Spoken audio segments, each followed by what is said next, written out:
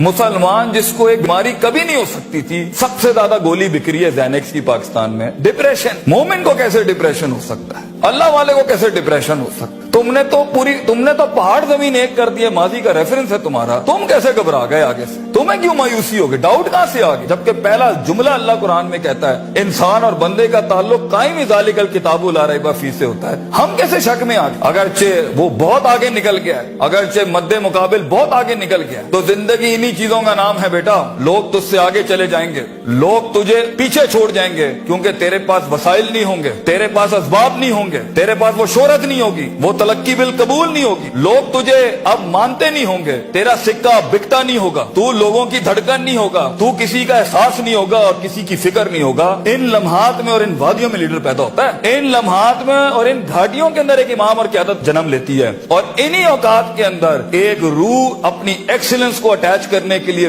एक अहद उठाती है, एक अज़म बनाती है, एक कसद बनाता है, इरादा करता है, और उस इरादे को एक अमल की शक्ल इख्तियार करता है, और अपनी जिंदगी के सारे रेफरेंसेस को माइनस करके एक नई तारीफ देता है अपने आप को। लेकिन अगर एक इंसान समझता है, एक गलत फहमी का शिकार है कि नहीं, जिंदगी को मैं जैसे चाहूं, जिस गलत तरीके से चाहूं, अपनी वैल्यूज को, अपने उसूल को, अपने जवाबित को, अपने कवायद को, अपने उसूलों को, इनको मैं बलि चढ़ा के, इनकी चीटिंग करके, किसी का हक मार के, किसी को नीचे लगा के, जिग जैगिंग करके अगर मैं निकल जाऊंगा तो तुक्के, महज इत्तेफाक, फ्लूक्स और कोइंसिडेंसेस, और इस तरह के 2 नंबर रास्ते बेटा कुछ अरसा तो चल सकते हैं। दुनिया के उस स्टेज के ऊपर जब मुकाबला होगा ना किसी सही वाले पट्टे के साथ, आप नहीं लड़ सकेंगे, आप नहीं उससे जीत सकेंगे। इसलिए ये वक्त होता है, ये लम्हात होते हैं, ये लहजात होते हैं, इंसान अपने आप को तैयार करता है। लेकिन एंड में मैं फिर भी यही कहूंगा, स्किल मैनेजमेंट, हुनर के ऊपर इंसान जितना भी स्ट्रॉन्ग क्यों ना हो, इंसान सोने को कुंदन,